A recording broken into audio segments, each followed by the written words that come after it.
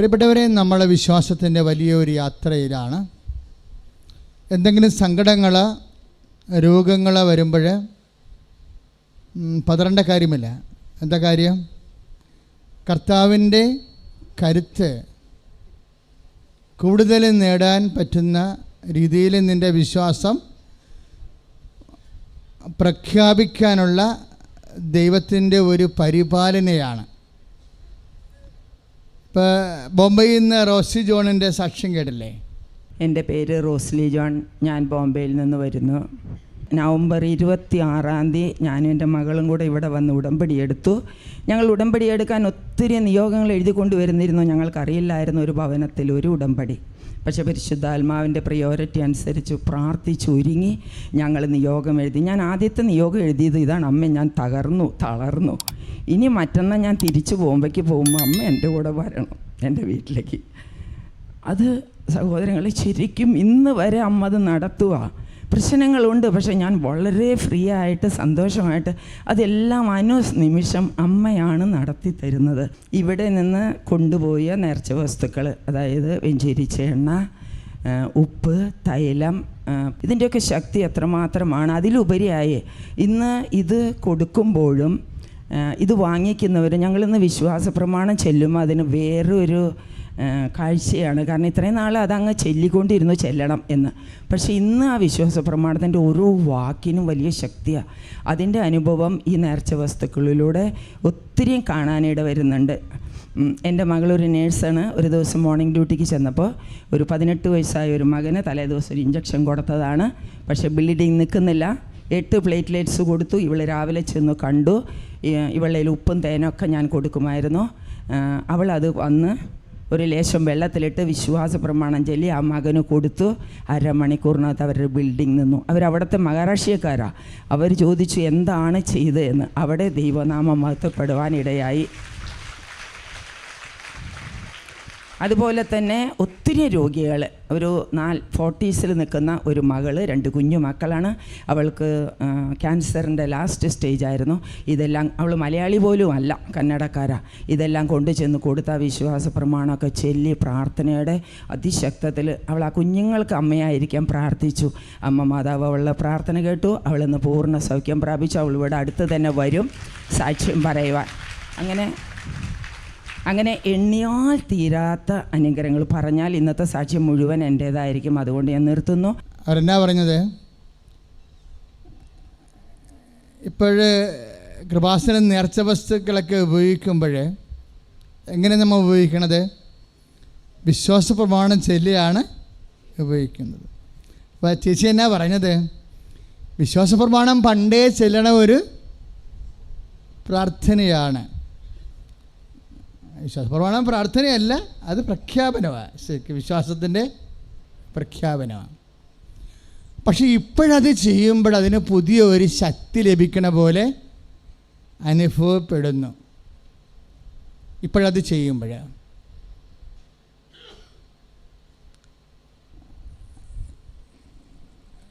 നമ്മൾക്ക് എല്ലാവർക്കും ഉള്ള ഒരു അനുഭവമാണ് റോസേച്ചി ഇപ്പോഴേ സാക്ഷ്യമായിട്ട് പറഞ്ഞത്. ഇപ്പോഴും വിശ്വാസ പ്രമാണം ചെല്ലുമ്പോൾ പുതിയ ഒരു ശക്തി. ഇപ്പം കഴിഞ്ഞ ദിവസങ്ങളിലെ ഇപ്പം നമ്മൾ നേർച്ച വസ്തുക്കളൊക്കെ ഇടുമ്പോൾ നമ്മൾ എന്താ ചെയ്യണത്? ശരിക്കും പറഞ്ഞാൽ വിശ്വാസ പ്രമാണത്തിൻ്റെ അടയാളങ്ങളാണ് നമ്മൾ അതിൽ എല്ലാം വെഞ്ചരിക്കണത്. എങ്ങനെയാണ് നമ്മൾ കൃപാസന നേർച്ച വസ്തുക്കൾ എങ്ങനെയാണ് വെഞ്ചരിക്കണത്? കുർബാന അർപ്പിച്ച് മാതാവ് നിന്ന സ്ഥലത്ത് നേർച്ച വസ്തുക്കൾ വെച്ച് ജനങ്ങളെല്ലാവരും മുട്ടിൽ നിർത്തി വിശ്വാസ പ്രമാണം ചൊല്ലിയിട്ടാണ് അച്ഛൻ എല്ലാ ബുധനാഴ്ചയും 2 ദിവസങ്ങളാണ് നേർച്ച വസ്തു വെഞ്ചരിക്കുന്നത്, ബുധനാഴ്ചയും വ്യാഴാഴ്ചയും. അപ്പോൾ വിശ്വാസ പ്രമാണം ജനങ്ങൾ ചെല്ലണമെന്ന് പറയുമ്പോൾ ആരാ ചെല്ലണത്? സഭയാണ് ചെല്ലണത്. സഭയുടെ വിശ്വാസം പ്രഖ്യാപിക്കുകയാണ്. Price the Lord. സഭയുടെ വിശ്വാസം പ്രഖ്യാപിച്ചിട്ട് സഭയ്ക്ക് വേണ്ടി അഭിഷിക്തനായവൻ ദൈവനാമത്തിൽ സഭയുടെ സംരക്ഷണത്തിനായി നേർച്ച വസ്തുക്കളെ ആശീർവദിക്കുമ്പോൾ അമ്മയുടെ മധ്യസ്ഥത്തിൽ ദൈവത്തിൻ്റെ ശക്തി ഈശോയുടെ നാമത്തിൽ അതിലേക്ക് പ്രവേശിക്കുകയും വീണ്ടും നമ്മൾ വിശ്വാസ പ്രമാണം ചൊല്ലി അത് പ്രയോഗിക്കുമ്പോൾ ആ ദൈവശക്തി നമ്മൾക്ക് രോഗസൗഖ്യമായും മറ്റു തരത്തിലുള്ള തടസ്സങ്ങൾ നിവാരണമായും ദൈവത്തിൻ്റെ സാന്നിധ്യത്തിൻ്റെ അടയാളമായി മാറുന്നു. കൈ അടിച്ച് കർത്താവ് ഹല്ലേലൂയ. എനിക്ക് തോന്നുന്നു ആദ്യ കൃപാസനത്തിലുണ്ടായിരുന്ന പ്രാർത്ഥന ഈ വിശ്വാസ പ്രമാണമെന്ന് തോന്നുന്നു. എന്താ കാര്യം എന്നറിയാമോ? ഞാനിവിടെ കാട്ടൂരെന്നും പറഞ്ഞൊരു സ്ഥലത്ത് ആണ് രണ്ടാമത് അസ്തേന്തിയായിട്ടിരുന്നത്. ആദ്യം മനക്കോടത്തിരുന്നു, തുറവൂരടുത്ത്. പിന്നെ അവിടുന്ന് ട്രാൻസ്ഫർ കിട്ടിയപ്പോൾ ഇവിടെ വന്നിരുന്നു. ഈ 88, 89 കാലഘട്ടങ്ങളിൽ കാട്ടൂർ വെച്ച് എനിക്ക് കുറേ അനുഭവങ്ങളുണ്ടായിട്ടുണ്ട്. അതിലൊരു അനുഭവം ഒരു പിശാച് ബാധിതനെ പ്രാർത്ഥിക്കുന്നതാണ്. ഞാൻ ഇപ്പോൾ വിശ്വാസപ്രമാണം റോസി ചേച്ചി പറഞ്ഞുകൊണ്ട് പറയുകയാണ്, നിങ്ങൾക്കിത് പ്രയോജനം ചെയ്യും. നിങ്ങളുടെ കയ്യിലുണ്ട് വിശ്വാസപ്രമാണം അല്ലേ? അപ്പം ഞാനിവിടെ പൊള്ളത്തെ എന്ന് പറഞ്ഞ സ്ഥലം ഇവിടെ ഉണ്ട്. അവിടെ ഒരു ഭ്രാന്തിനെ പ്രാർത്ഥിക്കാൻ വേണ്ടി പോയിട്ട് രാത്രി തിരിച്ച് വരിക. അപ്പം അന്ന് കൃപാസനം ഇല്ല, പേരൊന്നും ഇല്ല, രജിസ്ട്രേഷനൊന്നും ഇല്ല, അച്ഛൻ്റെ പ്രാർത്ഥന മാത്രമേ ഉള്ളൂ. അതിനൊക്കെ ആൾക്കാർ വരികയും കുമ്പസാരിക്കുകയും വിശുദ്ധീകരിക്കുകയും പ്രാർത്ഥിക്കുകയൊക്കെ ചെയ്യും. കുറേ അധികം ആൾക്കാരൊക്കെ ദൈവത്തിൻ്റെ അടയാളങ്ങൾ ലഭിക്കുകയും ചെയ്യും. അപ്പം അങ്ങനെ ഒരു കാലം വരുന്നത്. അപ്പം ഞാൻ ഈ ഭ്രാന്തിന് പ്രാർത്ഥിക്കാൻ പോയതിൻ്റെ കാരണം ഭ്രാന്തിനെ കൊണ്ടുവരാൻ പറ്റത്തില്ല. കാര്യം ആളെ പൂട്ടിയിട്ടിരിക്കുക. ഒരു വീട്ടിൽ പൂട്ടിയിട്ടിട്ട് തുടലെ പൂട്ടിയിട്ടിട്ട് വീട്ടുകാരവിടെ നിന്ന് മാറി സ്ഥലം മാറി പോയിരിക്കുക. എന്നിട്ട് അവർ കൊണ്ടുവന്ന സമയത്ത് ഭക്ഷണം ജനലൊക്കെ കൊടുക്കും. കാര്യം അദ്ദേഹം അടിക്കണ ആളാണ്. നമ്മൾ അടുത്ത് ചെന്ന് വേണേൽ തുടൽ പൊട്ടിച്ചടിക്കുക, അത്തരം ഇതാളാണ്. അപ്പം ഞാനും പുറത്ത് നിന്ന് പ്രാർത്ഥിച്ചിട്ട് പോന്നു. അങ്ങനെ സുഖപ്പെട്ടില്ലെന്ന് ഇന്നും എനിക്കറിയത്തില്ല, സത്യം പറയുക. പക്ഷെ ഞാൻ ഇടവക വന്നപ്പോൾ സന്ധ്യയായിപ്പോയി. സന്ധ്യ എന്ന് വെച്ചാൽ അന്ന് ഈ പവർ കട്ടുള്ള സമയമാണ്. അപ്പോഴും ഞാൻ എൻ്റെ മേടമുറിയിലോട്ട് കയറുമ്പോൾ പെട്ടെന്ന് മാവിൻ ചുവട്ടിൽ ഒരു അമറലും ചീറ്റലും കേൾക്കും. അപ്പോൾ ഇതിൻ്റെ പ്രശ്നം എന്ന് വെച്ച് കഴിഞ്ഞാൽ അപ്പം ഞാൻ ചെന്ന് അടുത്ത് നോക്കിയപ്പോഴേ അമറലും ചീറ്റലും കേട്ടിട്ട് പാമ്പും പിശാചൊന്നും ഇല്ല, മനുഷ്യന്മാരാ. നമ്മളടുത്ത് ചെല്ലുമ്പോൾ നമുക്കറിയാൻ പറ്റുമോ? അതേ സന്ധ്യയല്ലേ, അത്ര കൂരിട്ടല്ല. അപ്പം ഒരു മനുഷ്യൻ ഇങ്ങനെ കമന്ന് കിടക്കുകയാണ്, വലിയ മനുഷ്യൻ, ഒരു രാക്ഷസനെ പോലുള്ള ഒരു മനുഷ്യൻ. അയാളുടെ മുതുകത്ത്, കാലിൽ, നെഞ്ചത്ത്, തലയുടെ അടുത്ത്, കഴുത്തിനൊക്കെ ആൾക്കാർ കയറി ഇരിക്കുകയാണ്. ഞാൻ പറഞ്ഞത് എന്നാ പറ്റിയെന്ന് ചോദിച്ചു. എൻ്റെ അച്ഛാ, ഇയാളെ തലക്ക് പിടിപ്പിച്ച് പ്രാർത്ഥിക്കാൻ വേണ്ടി കൊണ്ടുവന്നതാണ്. ഇവിടെ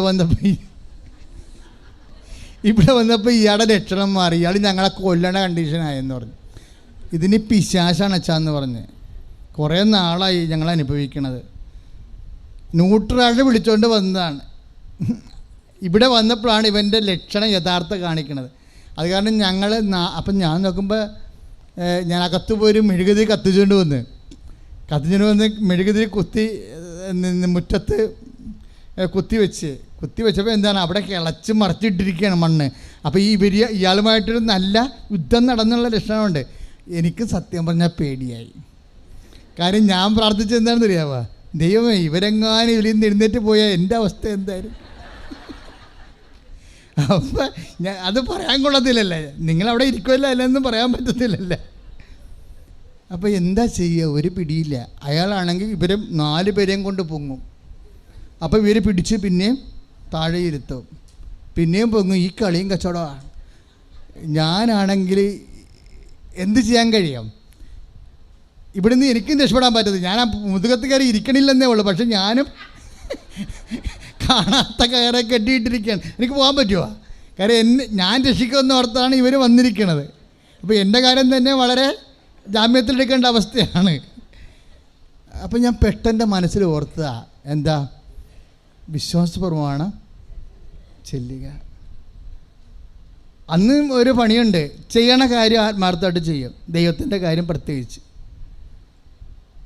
അതാണ് ഇതിൻ്റെ അകത്ത് ഏറ്റവും വലിയ ഒരു ശക്തി എന്ന് പറയണത്. ചെയ്യണ കാര്യം ആത്മാർത്ഥമായിട്ട് ചെയ്യണം. ഞാൻ എന്നാ ചെയ്യണം? ഞാൻ അവിടെ മുട്ടിയത് നിന്നാണ്. എന്താ കാര്യം?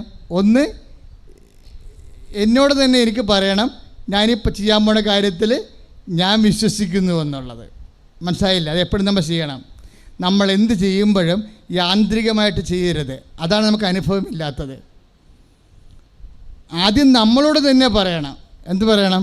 ഞാനീ പറയണ കാര്യത്തിൽ 100% ഞാൻ ഈ വിശ്വാസ അനുഭവം ഉണ്ടാക്കാനുള്ള ഏറ്റവും നല്ല നടപടിയാണ് ആദ്യം നമ്മളോട് തന്നെ പറയുക. I believe. ഇത് ക്രേദോ എന്ന് പറയുന്നത് വിശ്വാസ പ്രമാണത്തിൽ എന്നാ പറയണത്? ക്രേദോ എന്നാ പറയണത്. ലത്തീനിലെ കൃതിയിൽ തുടങ്ങണത് എന്താണ്? ക്രേദോ എന്ന് വെച്ചാൽ എന്താണ്? I believe. എന്താണ്? ഞാൻ വിശ്വസിക്കുന്നു. Price the Lord. ഹല്ലേലൂയ. അതായത് ആദ്യം തന്നെ ഇത് ചെല്ലിവിടുമ്പോൾ തന്നെ പറയണ കാര്യം ഞാൻ വിശ്വസിക്കുന്നുവെന്ന് അധരം കൊണ്ട് പറഞ്ഞാൽ പോരാ, അത് ഹൃദയത്തിൽ വിശ്വസിക്കണമെന്നാണ് ബൈബിൾ പറയണത്.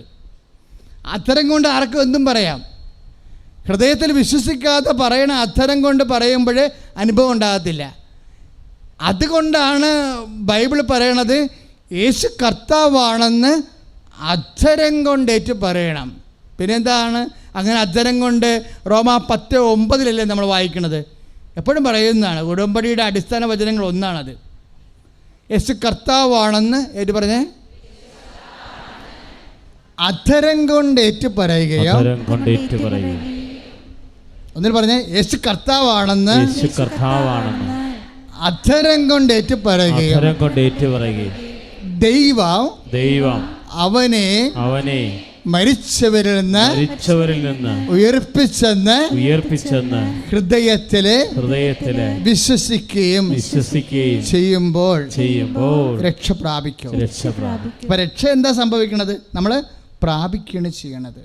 പ്രാർത്ഥനയായാലും പ്രഖ്യാപനമായാലും ലക്ഷ്യം എന്താണ്? രക്ഷ പ്രാപിക്കുകയാണ്. രക്ഷ എന്ന് പറയുന്നത് എന്താണ്? അച്ഛൻ എപ്പോഴും പറയണതാണ് ലൂക്കാ 2:30. എന്താണ് രക്ഷ? എല്ലാ മനുഷ്യർക്കും വേണ്ടി ഒരുക്കിയിരിക്കുന്ന രക്ഷ. ഒന്ന് പറഞ്ഞേ.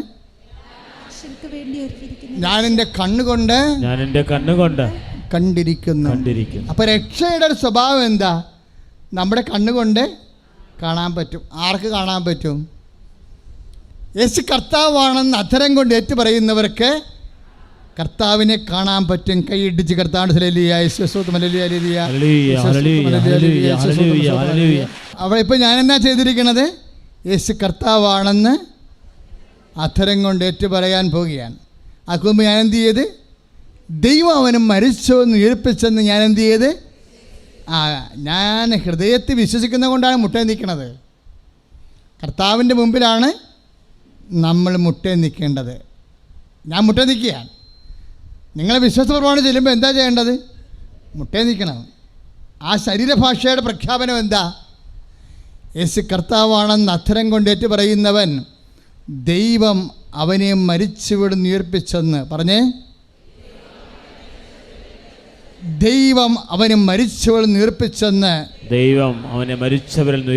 ആ വാക്കറിഞ്ഞ് പ്രാർത്ഥിക്ക്. ദൈവം അവനെ മരിച്ചവരിൽ നിന്ന് ഉയർപ്പിച്ചെന്ന് ഞാൻ ഹൃദയത്തിൽ വിശ്വസിക്കുന്നു. ഞാൻ ഹൃദയത്തിൽ വിശ്വസിക്കുന്നു.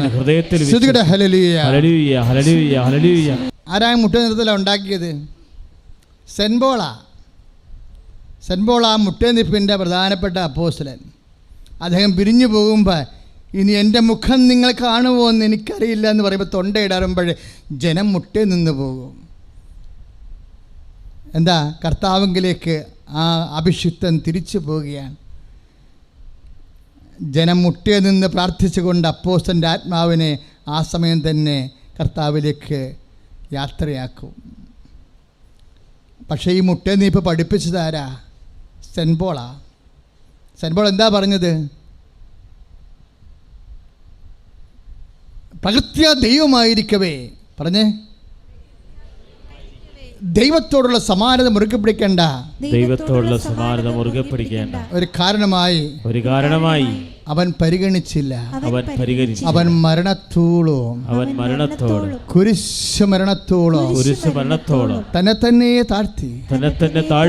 അതിനാൽ ദൈവം അവനെ അത്യധികം ഉയർത്തി.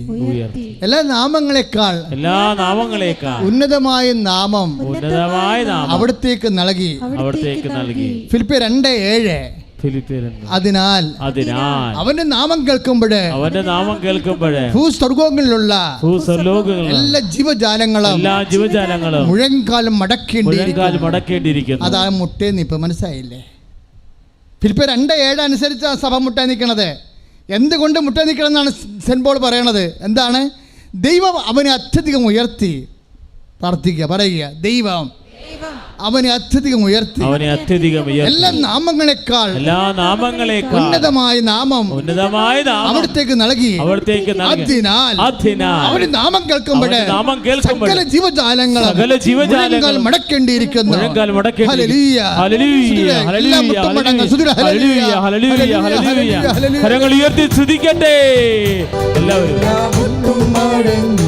എല്ലാ നാമം പാടിടും യേശു മാത്രം കർത്താവെന്ന്. എല്ലാ മുട്ടും മടങ്ങും എല്ലാ നാവും പാടിടും യേശു മാത്രം കർത്താവെന്ന്. കുഞ്ഞാടേ ഹല്ലേലൂയ, കുഞ്ഞാടേ വാഴ്ത്തുവിൻ. അവൻ ജീവൻ നൽകി വീണ്ടെടുത്തല്ലോ. ഇത് പാടുക. കുഞ്ഞാടേ വാഴ്ത്തുവിൻ.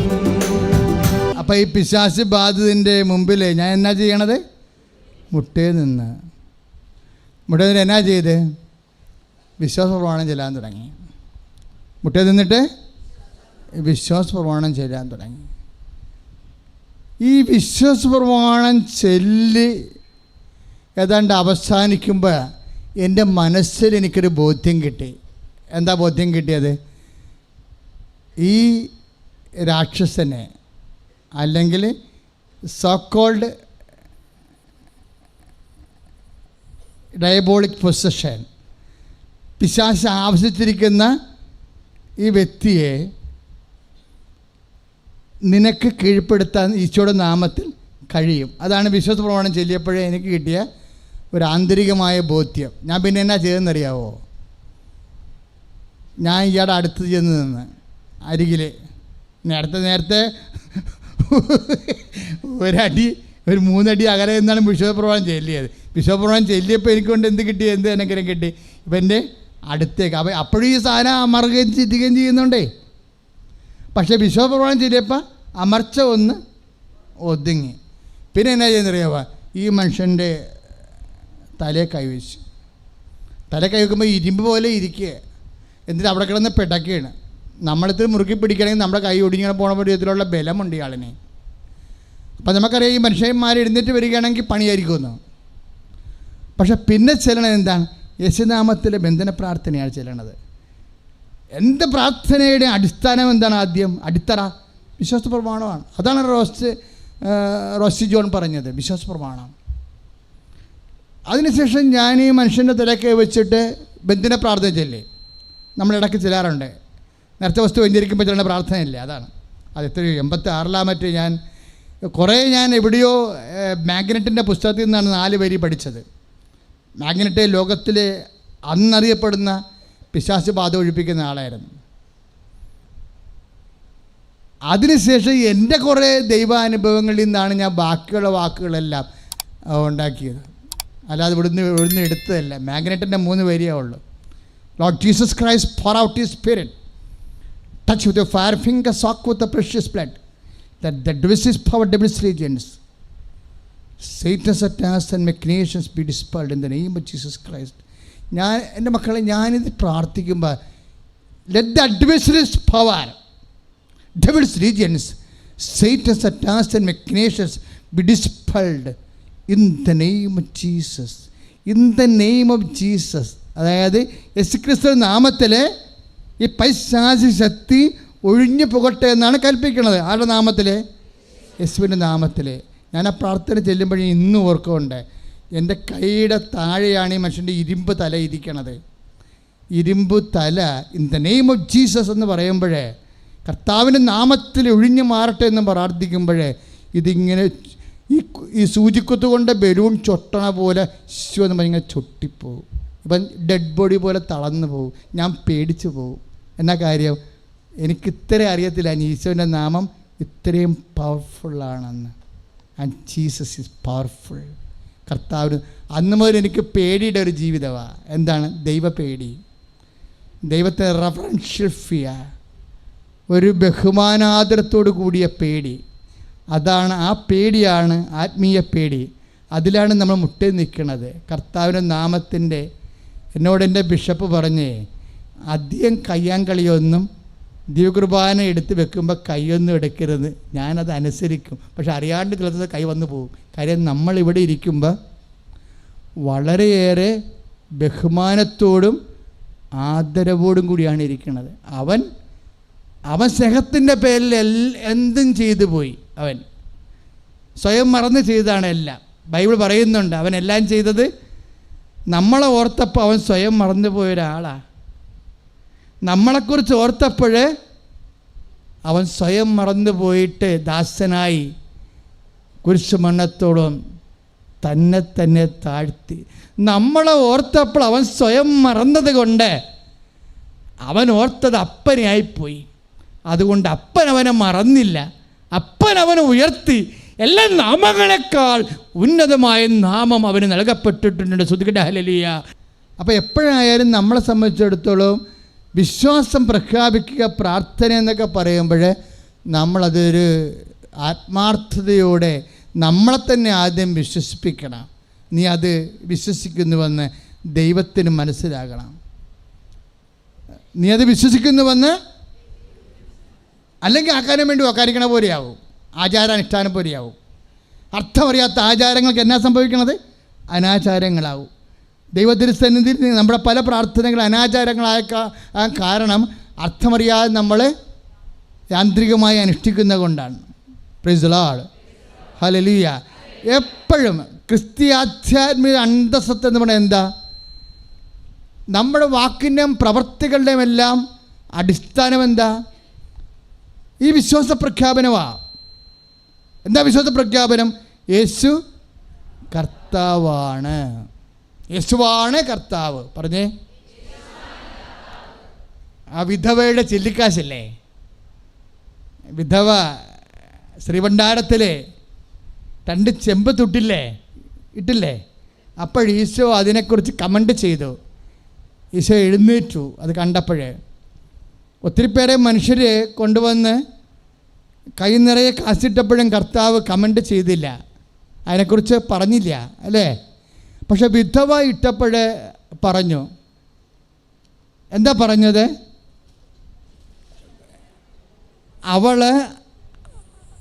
അവളുടെ ഉപജീവനത്തിനുള്ള വക മുഴുവനും അതിൽ നിക്ഷേപിച്ചെന്ന് കേട്ടപ്പോൾ നമുക്ക് അത്ര വലിയ കാര്യമായിട്ട് തോന്നിയില്ലായിരിക്കും. ലുക്കായുടെ സുവിശേഷം 21:4 അവളുടെ ഉപജീവനത്തിനുള്ള വക മുഴുവനും അത് നിക്ഷേപിച്ചു എന്ന് പറഞ്ഞാൽ അതിൻ്റെ ഉള്ളിലുള്ള അന്തസ്സത്ത എന്താ? അവളുടെ അത്താഴത്തിനുള്ള വകയാണ് അവൾ ദൈവതിരുസന്നിധിയിൽ നിക്ഷേപിച്ചിരിക്കുന്നത്. അതിൻ്റെ അർത്ഥം എന്താണ്? കർത്താവേ, നീ എൻ്റെ അത്താഴത്തേക്കാൾ വലിയവനാണ്. Praise the Lord. അതാണ് സംഭവം. നമ്മളെന്ത് ചെയ്താലും അതിനൊരു ഭാഷയുണ്ട്. ദൈവം ആ കാഴ്ചയല്ല കാണുന്നത്, കാഴ്ചക്കുള്ളിലെ കാഴ്ചയുണ്ട്. കാഴ്ചയുടെ കാമ്പെന്ന് പറയും. നീ എന്ത് കാഴ്ച കാണിച്ചാലും കാഴ്ചക്കുള്ളിലെ കാഴ്ചയുടെ കാമ്പാണ് കർത്താവ് നോക്കണതെന്ന് മനസ്സിലാവും. യേശു കർത്താവാണെന്ന് പറയുന്നതിന് പകരം അവളത് ചെയ്യുകയാണ്. എന്താണ്? എൻ്റെ കർത്താവിൻ്റെ മുമ്പിലാവുമ്പോൾ അവൾ എന്താ പറയണത്? കർത്താവേ, ഇതെൻ്റെ ഉപജീവനത്തിനുള്ള വകയാണ്. ഇത് കേട്ടിട്ട് നീ പണക്കാരനാകത്തില്ല, നിനക്ക് കണക്കിന് പൈസക്ക് ആവശ്യമില്ലെന്ന് എനിക്കറിയാം. എങ്കിലും നിൻ്റെ സഭയ്ക്കും സംവിധാനത്തിനും ഇതുകൊണ്ട് ഉതകുമെങ്കിൽ ഞാൻ കൃതാർത്ഥയായി. പക്ഷേ ഞാനും അപ്പോഴും പറയാതെ പറയുന്ന ഒരു പ്രഖ്യാപനമുണ്ട്. എൻ്റെ ഉപജീവനത്തെക്കാളും എൻ്റെ ആയുസ്സിൻ്റെ നിലനിൽപ്പിനേക്കാളും you are the Lord, you are Lord of my life. എൻ്റെ ലൈഫിൻ്റെ അതിനാഥൻ നീയാണ് എൻ്റെ കർത്താവ്, നീയാണ് ദൈവം. നീ എൻ്റെ അത്താഴത്തേക്കാൾ വലിയവനാണ്, എൻ്റെ ഉപജീവനത്തിനേക്കാൾ വലിയവനാണ്, നീയാണ് കർത്താവ്. കൈയടിച്ച് കർത്താവ് ഹല്ലേലൂയ. വിശ്വാസത്തിന് 2 എക്സ്പ്രഷൻസാണ് ഉള്ളത്. അതിൻ്റെ ടെക്നിക്ക് അറിയാമെങ്കിൽ നിനക്ക് അത് ആത്മാർത്ഥതയോടെയാണ് നീ അനുവർത്തിക്കണമെന്നുണ്ടെങ്കിൽ നിൻ്റെ സമയം, നിൻ്റെ ദൈവ ഇടപെടലിൻ്റെ സമയം ചുരുങ്ങി വരും. ഉടമ്പടിയുടെ ഏറ്റവും വലിയ ഗുണം അതാണ്. എന്താ കാര്യം?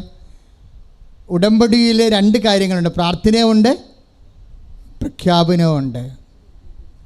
ഉടമ്പടി ഒരു സമ്പൂർണ്ണ ദൈവ പദ്ധതിയാകാൻ കാരണം എന്താ? ഉടമ്പടിക്ക് 2 കാര്യങ്ങളുണ്ട്. എന്താണ്? പ്രാർത്ഥനയുണ്ട്. നമ്മൾ ഉടമ്പടി പ്രാർത്ഥന രാവിലെ എഴുന്നേറ്റ് ചെല്ലും, അല്ലേ? വെളുപ്പിന് 5 വരെയൊക്കെ എഴുന്നേറ്റ് ചെല്ലും. രാത്രിയും നമ്മൾ ഉടമ്പടി പ്രാർത്ഥന ചെല്ലും. രാവിലെ പ്രത്യക്ഷീകരണ പ്രാർത്ഥന ചെല്ലണത്, രാത്രി ഉടമ്പടി പ്രാർത്ഥന ചെല്ലും. പക്ഷെ പകരം നമ്മളുള്ള ഈ 2 പ്രാർത്ഥനയ്ക്കിടയ്ക്ക് നമ്മൾ എന്നാ ചെയ്യണത്? പത്രം വാങ്ങി പ്രേക്ഷിത പ്രവർത്തനം ചെയ്യും. അതിൻ്റെ അർത്ഥം എന്താണ്? നമ്മളത് പ്രഖ്യാപിക്കുകയാണ്. നിൻ്റെ എല്ലാ പ്രേക്ഷിത പ്രവർത്തനങ്ങളും രോഗികളെ കുളിപ്പിക്കുക, വസ്ത്രമില്ലാത്തവർക്ക് വസ്ത്രം നൽകുക, നിൻ്റെ കാരുണ്യ പ്രവൃത്തിയെല്ലാം എന്താണ്? പ്രഖ്യാപനങ്ങളാണ്. എന്തിൻ്റെ പ്രഖ്യാപനങ്ങളാണ്? യേശു കർത്താവാണെന്ന് നീ പ്രഖ്യാപിക്കുക. പ്രാർത്ഥനയും പ്രഖ്യാപനവുമാണ്. 2 പ്രാർത്ഥനയ്ക്കിടയ്ക്കാണ് പ്രഖ്യാപനം നടക്കുന്നത്. ഉടമ്പടിയുടെ മാക്സ് അതാണ്. എന്താണ്? 2 പ്രാർത്ഥന, പ്രത്യക്ഷീകരണ പ്രാർത്ഥന, ഉടമ്പടി പ്രാർത്ഥന. വെളുപ്പിനെ എഴുന്നേറ്റിട്ട് പ്രഭാതത്തിൽ പ്രത്യക്ഷീകരണ പ്രാർത്ഥന, സന്ധ്യയ്ക്ക് ഉറങ്ങാൻ, രാത്രി ഉറങ്ങാൻ നേരത്ത്, അല്ലെങ്കിൽ കുടുംബ പ്രാർത്ഥന കഴിയുമ്പോൾ ഉടമ്പടി പ്രാർത്ഥന. ഈ 2 പ്രാർത്ഥനയിടയ്ക്ക് നമ്മൾ ചെയ്യുന്നത് എന്താണ്? പ്രഖ്യാപനങ്ങളാണ്. ഇതിന് 2ൻ്റെയും ലക്ഷ്യം എന്താണ്? യേശു കർത്താവാണെന്ന് അക്ഷരം കൊണ്ട് ഏറ്റുപറയുന്നു. നീ കാരുണ്യ പ്രവൃത്തി ചെയ്യുമ്പോഴും നീ പറയാതെ പറയുന്നു യേശു കർത്താവാണ്. എന്താ കാര്യം? കർത്താവിനെ എല്ലാവരും അറിയണം, ഞാൻ അറിഞ്ഞതുപോലെ. യേശു കർത്താവാണെന്ന് അക്ഷരം കൊണ്ട് ഏറ്റുപറയുകയും ദൈവം അവന് മരിച്ചെന്ന് ഉയർപ്പിച്ചെന്ന് ഹൃദയത്തിൽ വിശ്വസിക്കുകയും ചെയ്യുമ്പോൾ ആ യേശുവിനെയാണ് നമ്മൾ കൈമാറ്റം ചെയ്യേണ്ടത്. നമ്മൾ യേശുവിനെ കൈമാറണത് എങ്ങനെയാണ്? യേശുവിനെ ആശയപരമായിട്ട് കൈമാറ്റം ചെയ്യും, അതുപോലെ തന്നെ യേശുവിനെ ആവിഷ്കാരത്തിൽ കൈമാറ്റം ചെയ്യും. 2 തരത്തിൽ നമുക്ക് യേശുവിനെ കൈമാറ്റം ചെയ്യാം.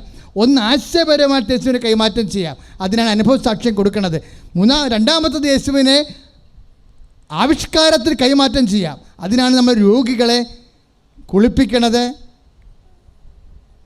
രോഗികളെ പരിചരിക്കണത്, ആഹാരമില്ലാത്ത ആഹാരം കൊടുക്കണത്, വസ്ത്രമില്ലാത്തവർക്ക് വസ്ത്രം കൊടുക്കണത്, പിന്നെ ഓരോരോ കാര്യം കർത്താവിൻ്റെ വാക്കനുസരിച്ച് കൊണ്ട് സെറ്റ് ചെയ്യണത്. ഇനിയിപ്പോൾ നമുക്ക് അതിർത്തി തർക്കങ്ങളെക്കുറിച്ച് നമുക്ക് വേവലാതികളില്ല. കാര്യം എന്താണ്? അതിർത്തികളില്ലാത്ത ഭൂമിയുടെയും ആകാശത്തിൻ്റെയും പുതിയ ഭൂമിയുടെയും പുതിയ ആകാശത്തിൻ്റെയും അവകാശിയാണ് വിശ്വാസി. ആ ആകാശത്തിനും പുതിയ ഭൂമിക്കും പുതിയ ആകാശത്തിനും അതിർത്തികളില്ലാത്ത ആകാശവും ഭൂമിയും നിനക്ക് സ്വന്തമാക്കി അവകാശമാക്കി തരാനാണ് അവൻ ഭൂമി ഇല്ലാത്തവനായി മാറിയത്. കൈ അടിച്ച് കർത്താൻ.